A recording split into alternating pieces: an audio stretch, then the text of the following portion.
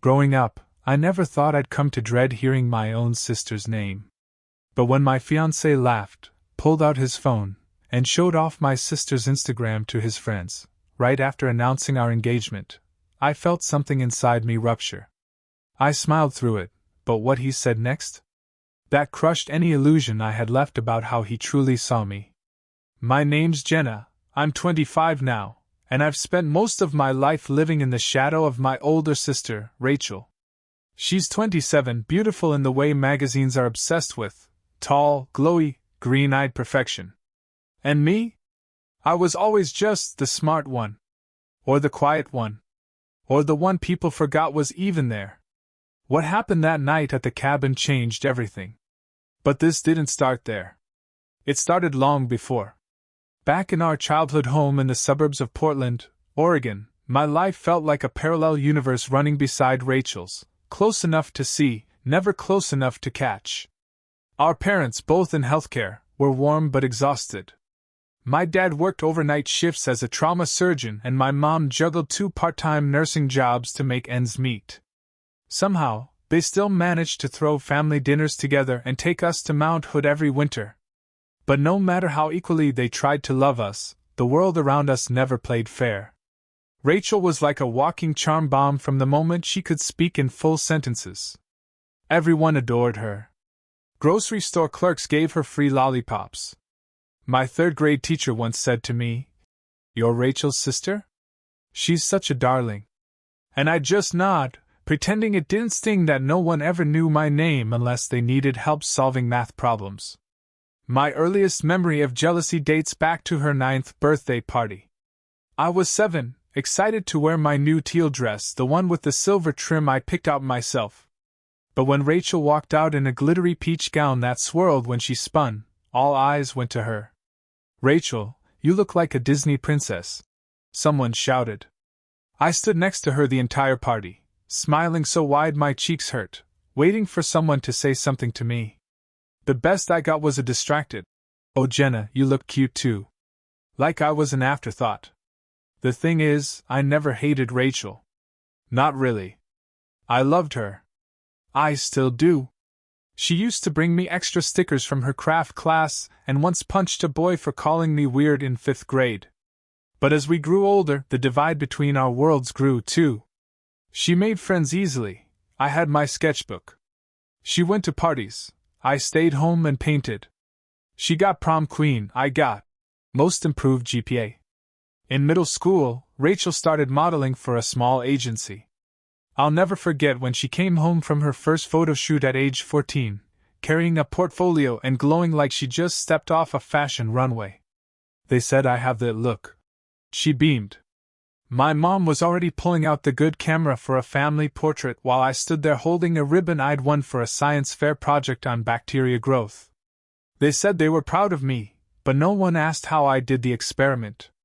By the time high school rolled around, Rachel had 40,000 Instagram followers and her face on a local billboard for a denim brand. Me? I joined the art club and got locked in the supply closet once because I lost the key. Classic. I didn't realize how deeply the comparison was rooted until it followed me into college. I got into a small liberal arts school in Vermont on a scholarship, eager to start fresh. I even met someone, Liam. A quiet, thoughtful guy from Boston who loved literature and film noir.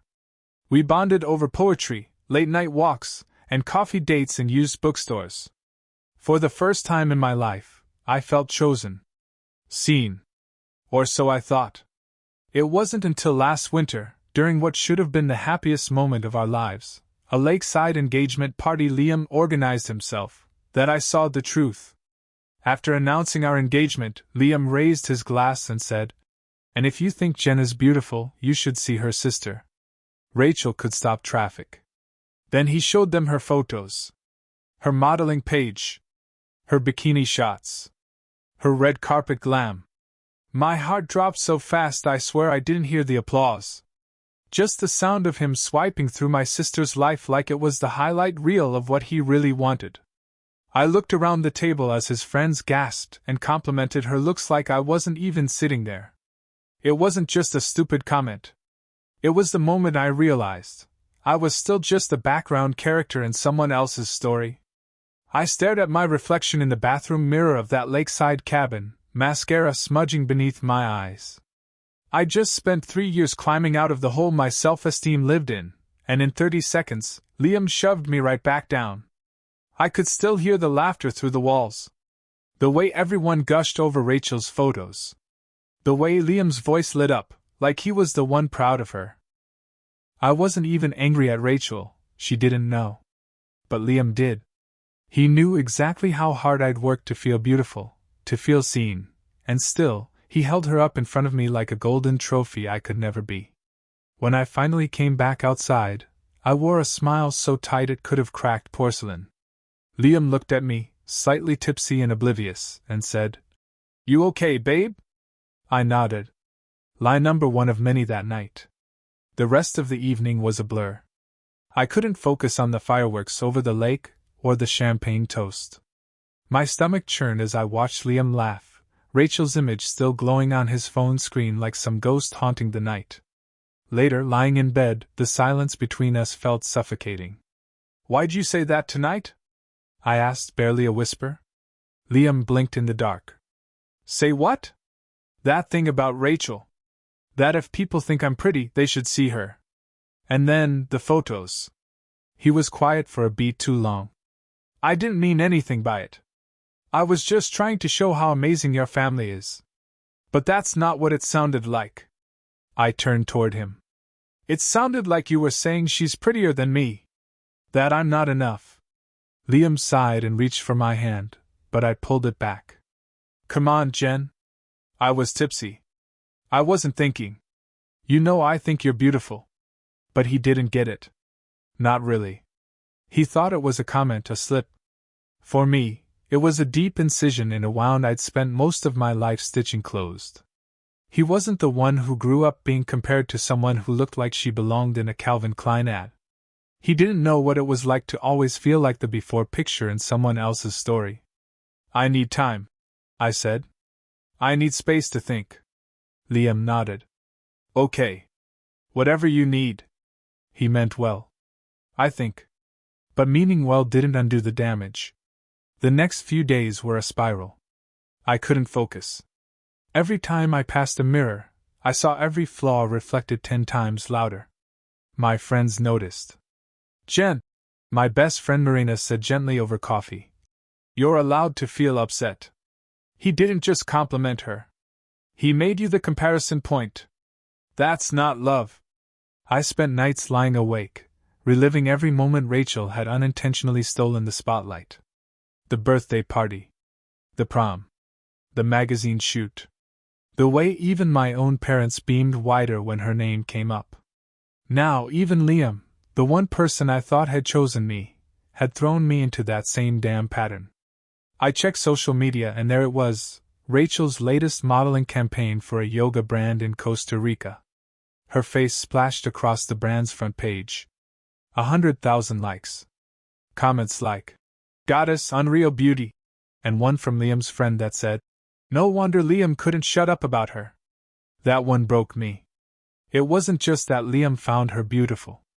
It was that he wanted the world to see it, even at my expense. Even when I was supposed to be the one on his mind. I started therapy again. My therapist, a kind woman named Elise, said something that stuck with me. "You can't heal in a space that keeps reopening the same wound." It haunted me. Because I wasn't sure I could stay with someone who loved me, but still treated me like Rachel's less shiny reflection. I knew I had to make a choice soon. But I also knew this time I wouldn't let anyone else make it for me. I didn't talk to Liam for 4 days. Not to punish him. Not even out of anger. I just couldn't. Every time I thought about his words, my chest tightened like it was being wrung out from the inside. I needed distance. Silence. Clarity. He texted, called, even sent a voice message that started with, "I didn't mean to make you feel like that," and ended with, "You know I'd choose you over anyone, right?" But that's the thing, he hadn't. Not when it mattered. I didn't reply. Instead, I threw myself into work and art. I sketched obsessively, each piece darker and more chaotic than the last. Charcoal lines tearing across the page like veins. A faceless girl standing in front of a mirror that only reflected someone else. My therapist Elise said, "You're grieving. Not just this relationship, but years of being unseen." She was right. I wasn't just hurt about what Liam said, I was devastated by what it confirmed. And then, 5 days later, he showed up. I was at my apartment, halfway through cleaning up a canvas I'd spilled red paint all over, when the knock came. I didn't even have to look, I knew it was him. That anxious rhythm he always had when he was nervous. "Jen," he said as I opened the door. "Please. Can we talk?" He looked wrecked. Eyes bloodshot, shirt wrinkled, like he hadn't slept in days. I wanted to hate him. I wanted to scream. But all I did was step aside and let him in. We sat on the couch, silence pressing in like fog. "I'm sorry," he began. "I've replayed that night 1,000 times. I was an idiot. A drunk idiot. And I didn't think. But I swear, it didn't mean what you think it meant." I looked at him. "Then what did it mean, Liam? Because to me, it sounded like you were more excited to show off my sister than to be with me." His jaw clenched. "It wasn't like that." "Then explain." He rubbed his face, frustrated. "Rachel's gorgeous." "She is. But that doesn't mean you're not. I was trying to brag about you. About your family. I thought it'd make you look good." I laughed. It was bitter sharp. By telling them someone else is hotter than me? By making me the comparison point for your friends ogling? He flinched. "You don't get it," I said, my voice shaking. "This isn't just about Rachel. This is about every damn year of my life where I felt like I didn't matter because someone prettier stood next to me. I've spent years clawing my way out of that. And you, the one person I trusted, pushed me right back into it. I didn't mean to. But you did it anyway." He was quiet. "Then, you're overreacting."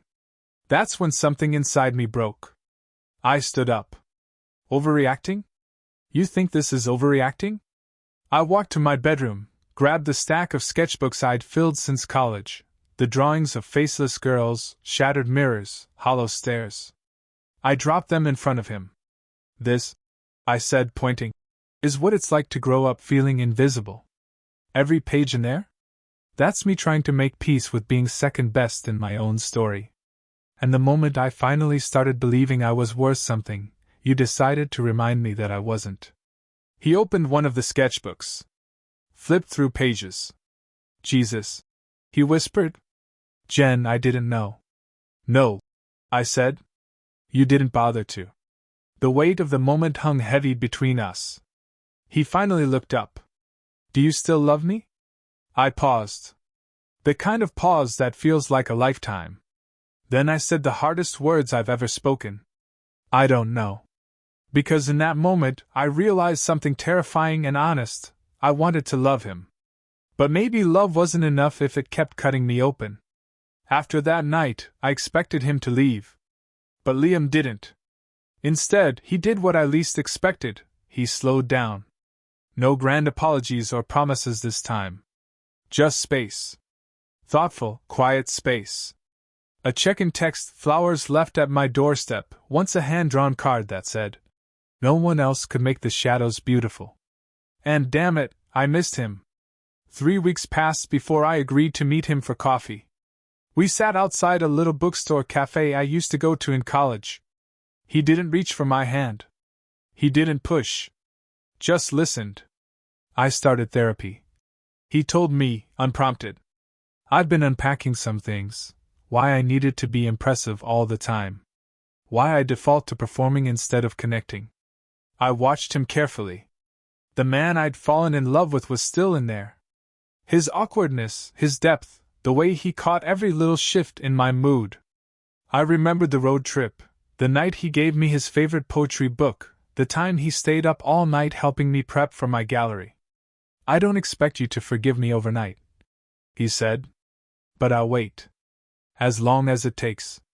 And so, like a fool, or maybe just a human, I gave him another chance. Slowly, we started rebuilding. One dinner at a time. One deep, messy conversation at a time.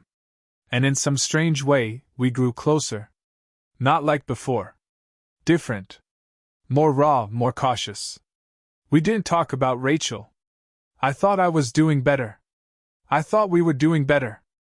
Until the day I borrowed his laptop. It was a Sunday. He was making brunch, eggs sizzling in the background. I needed to send a quick email for a proposal and my laptop had died. Liam, towel slung over his shoulder, said, "Use mine, password's the usual." So I did. Out of habit, I opened the File Explorer to find my USB folder. But something caught my eye, a folder buried deep in his documents, labeled simply, Ref. I don't know why I clicked. Maybe curiosity. Maybe instinct. Inside were subfolders. One was titled, Rachel Shoots. Another, Rachel Candids. And another, Edits Rachel. Hundreds, literally hundreds, of photos. My sister. Saved. Categorized. Tagged. Some were clearly from her public Instagram. But others weren't. There were candid shots I'd never seen before. Ones I was sure Rachel hadn't posted. Like her at my cousin's wedding, laughing over champagne. Or her asleep on the couch, her hair spilling over the pillow. That photo had been taken at my parents' house. During a weekend Liam and I spent there. My hand was shaking. My mouth went dry. My ears started ringing. I opened one of the edited files. Her face, color-corrected, softened. Framed like art. I didn't say anything right away. I couldn't. I closed the folders. Left the email unsent. Walked into the kitchen and told him I suddenly had a headache. That night I couldn't sleep. I kept seeing the folder name like it was burned behind my eyelids. Ref. As in reference? For what? I didn't confront him. Not yet. Instead, I copied the folder to a flash drive while he slept. And the next morning, I called Rachel. Hey, I said, my voice flat. I need to ask you something kind of sensitive. She paused. Okay? Did Liam ever message you? Or take photos of you didn't know about? Silence. Then, wait, what? Why? My heart plummeted. I didn't know what scared me more, what she might say, or what she wouldn't. Rachel sighed. He never messaged anything creepy. But, now that you mention it, he did take a lot of pictures at that wedding. I remember thinking he was being kind of paparazzi-ish. Why? I didn't answer her question. Because suddenly, everything inside me had gone cold. I didn't know what I was looking at exactly. But I knew it wasn't nothing. I'd given Liam a second chance. But I was beginning to realize. He never stopped looking at her. I waited 2 days. 2 days of pretending. 2 days of watching him move around our apartment like nothing was wrong, like we were building something real. I'd catch myself studying his face, wondering how much of what I loved was a performance. Wondering how many of our memories were just warm distractions from something colder lurking underneath.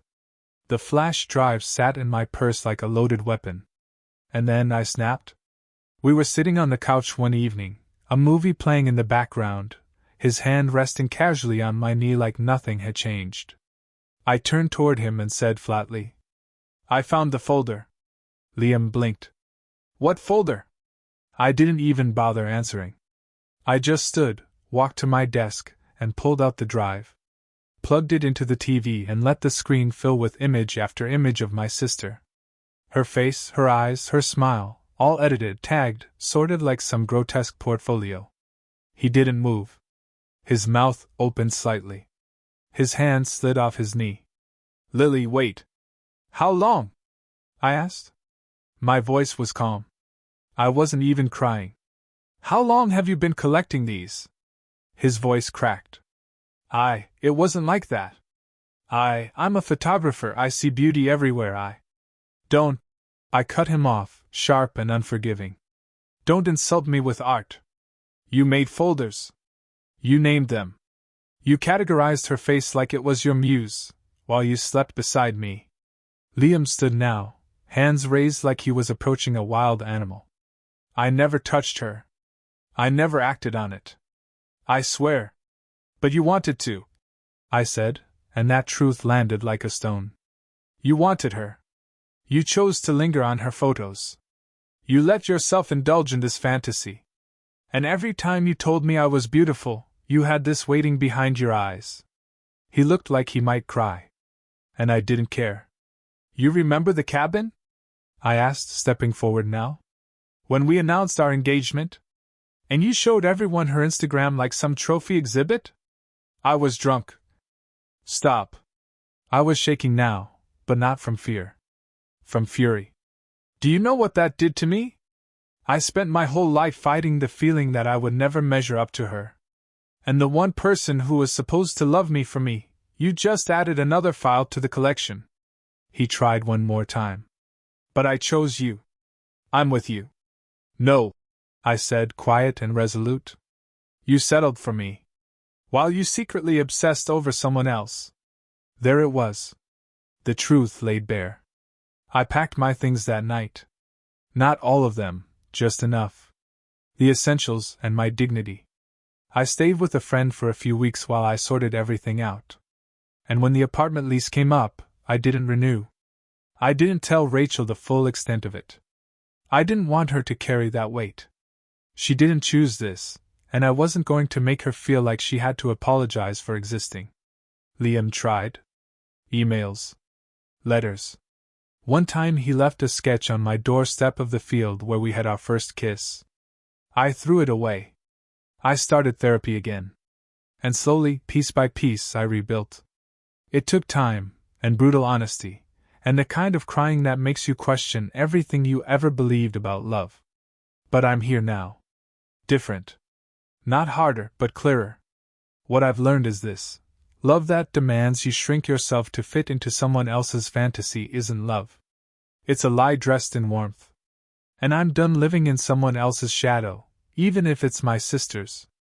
I don't need to be chosen anymore. I choose me.